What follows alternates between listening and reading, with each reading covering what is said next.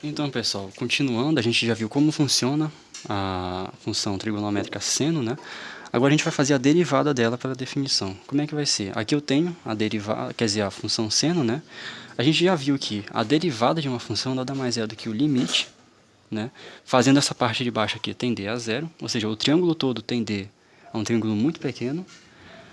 E esse limite vai ser aqui a minha f de t final menos a f de t inicial. O t final eu já adiantei que é t0 mais ΔT.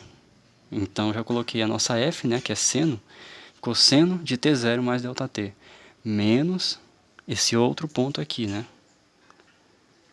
que é a minha v de t inicial, que é a minha seno de t inicial. Tudo isso é dividido por ΔT, né, que é a parte de baixo do triângulo. Só que aqui a gente vai ter que substituir esse seno de uma soma de ângulos com a fórmula, né, da soma de arcos. E essa fórmula é o seguinte, ó, a gente vai ter seno de A mais B, ou seja, o seno de uma soma de arcos vai ser igual a gente vai pegar o seno de A, multiplicar pelo cosseno de B. E daí a gente vai somar com isso aqui, só que com a nossa variável trocada. Então vai ficar seno, ao invés de ser seno de A, vai ser seno de B, multiplicado pelo cosseno de A. Então observe que aqui eu tenho seno de A e aqui eu tenho seno de B. Aqui eu tenho cosseno de B, aqui eu tenho cosseno de A. Então tá, beleza. Agora o que é que eu vou fazer? Eu vou substituir esse cara aqui por tudo isso aqui, né? Então, no caso, nossa derivada vai ser o limite com ΔT tendendo a zero, ou seja, o triângulo quase sumindo, de seno. Quem é meu A? É o T0. Cosseno de B, que é o ΔT, né?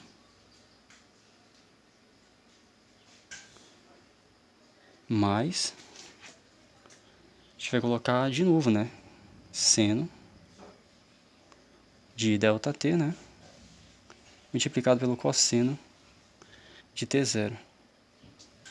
Beleza? Mesma ideia. Seno do primeiro, seno do segundo. Cosseno do segundo, cosseno do primeiro. Isso aqui tudo é isso aqui, substituindo, agora falta só o menos o seno de T0. E tudo isso aqui dividido por ΔT. E a gente tem que fazer o limite disso aqui tendendo a zero, né? Só que observem uma coisa. Se eu coloco esse cara aqui tendendo a zero, beleza. Esse cara aqui vai tender a zero, né? Agora aqui essa parte de cima. O cosseno de ΔT, quando ele tende a zero, isso aqui vai dar 1, né? Certo? Então aqui vai ficar mais seno de T0, somente. Aqui vai ficar seno de ΔT. Seno de ΔT com ΔT tendendo a zero, esse cara vai tender a zero, né? Seno de 0 graus, ele tende a zero. Então tudo isso aqui é cortado, não existe mais. E aí sobra quem? Menos seno de T0. Só que observe, menos seno de T0 com mais seno de T0 vai se anular. Então vai ficar zero. Isso aqui é uma indeterminação, né? 0 sobre 0. Então eu não vou poder tirar esse limite direto. Eu tenho que fazer algum artifício para tornar isso aqui mais amigável, né? Então como é que eu vou fazer? Eu vou fazer o limite da soma, né? Vocês se lembram da linearidade da derivada? Como tanto a derivada quanto a integral, elas são as respostas são baseadas em limite, né? Ou seja, a integral é limite diário ali, a derivada é o limite aqui para a gente saber a tangente. Então, o limite também é linear. A gente pode cortar esse cara aqui na soma, ou seja, o limite da soma é a soma dos limites aqui. Então, vou separar esses três aqui, ó. Quando a gente tem somas assim, ó, a gente pode separar em somas de fração, mantendo o denominador. Então, como é que vai ficar isso aqui? Fica o limite de seno de T0 cosseno de ΔT dividido por ΔT. Essa aqui é a minha primeira fração, né? Quem é a próxima? Essa outra. Seno de ΔT cosseno de T0 sobre ΔT.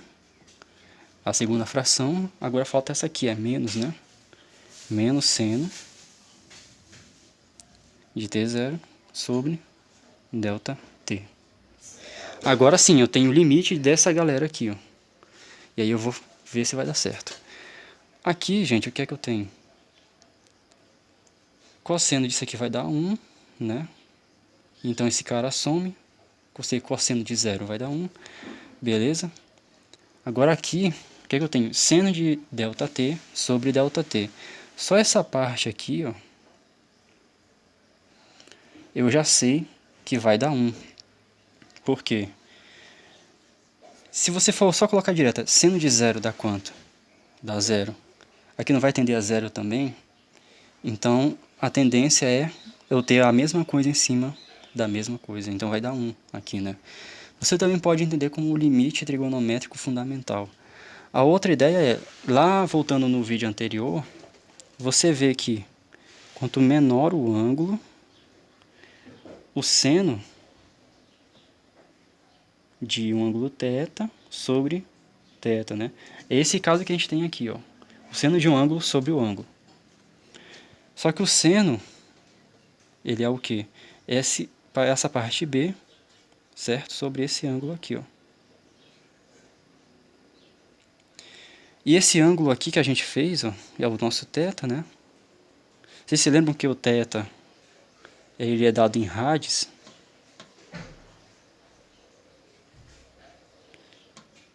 Então, se o delta é dado em rad, ele é o arco da circunferência aqui, ó, né? Se lembra? Fazendo aqui de uma forma mais direta.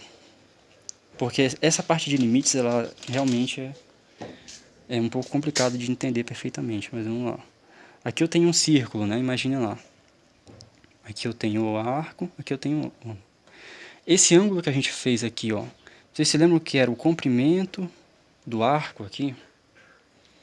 Agora observe, quanto menor o ângulo, vou colocar um ângulo menor aqui, ó. Essa partezinha aqui, ó, é numericamente igual ao ângulo. E ela vai ficando mais reta. Então, à medida que eu coloco esse limite aqui tendendo a 0, vai acabar que o ângulo vai ser numericamente igual a esse comprimento aqui no limite, certo? Então, por isso que seno desse ângulo, que é essa parte aqui, a altura, né? Dividido pelo ângulo, que também o ângulo ele é dado em radianos, que é esse comprimento, isso aqui vai tender a 1, certo?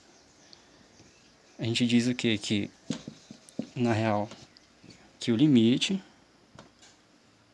de seno de θ sobre θ, né, com θ tendendo a 0, é igual a 1, certo? Isso aqui a gente chama de o limite fundamental trigonométrico por conta dessa ideia aqui, né? No limite, a mesma ideia da derivada, da integral, a gente fazer o triângulo ficar tão pequeno que a hipotenusa dele fica... Só que nesse caso não é hipotenusa, né? É essa parte aqui dele que está redonda. Então, continuando. Vou, inclusive, até apagar aqui. O legal é que aula assim de vídeo, né, aula gravada, é só dar uma pausa e copiar, né, se quiser. Então, beleza. Aqui, o que é que eu vou ter, né? Seno de T0 sobre ΔT, né? Então, esse cara vai ficar só o seno de T0 sobre ΔT. O próximo, esse limite aqui a gente viu que dá 1. Então aqui fica só o cosseno de T0. E aqui eu tenho menos seno de T0 sobre ΔT. Agora sim, a gente pode aplicar o limite com ΔT tendendo a 0. Agora como é que vai ficar? Esse cara é igual a esse aqui. só que ele tem sinais trocados. Então eu posso só cortar aqui e cortar aqui. Quem sobrou? Cosseno. Então a gente diz que a derivada temporal de v de t, sendo a nossa v de t seno de t, vai ser igual a cosseno de t. Então essa aqui é a nossa resposta. E agora a gente vai voltar para aquela ideia do vídeo anterior. No caso, a gente tem no mesmo gráfico, né? Seno está aqui, indo embora, né? Agora o cosseno, ele começava daqui, ia para cá, subia aqui. Então observe que o seno, ele é só o seno e cosseno, eles são iguais, né? Eles têm a mesma origem, que é aquele disco girante lá, só que são deslocados no tempo. Então, se eu for fazer a derivada de cosseno novamente, isso seria o equivalente ao deslocar ela no tempo. Então, no caso, se eu fizer um novo deslocamento aqui para a minha esquerda, eu vou derivar de novo. Mas se eu fizer um deslocamento para a direita, eu vou integrar. Então, olha só que interessante. Qual é a integral? A integral de cosseno de t.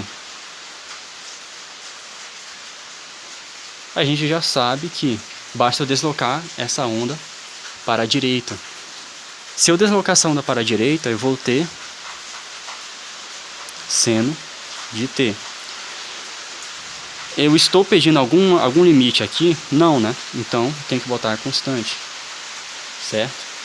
Tem que considerar aqui que seria até t. Então eu tenho uma área inicial mais a outra área que vai ser dada pelo tempo aqui que eu vou substituir, certo? Então no próximo vídeo eu já vou passar o macete para calcular novamente, né, derivada e integral de funções trigonométricas como seno e cosseno, sem a necessidade de passar por tudo isso novamente, né, já que a gente já matou a questão.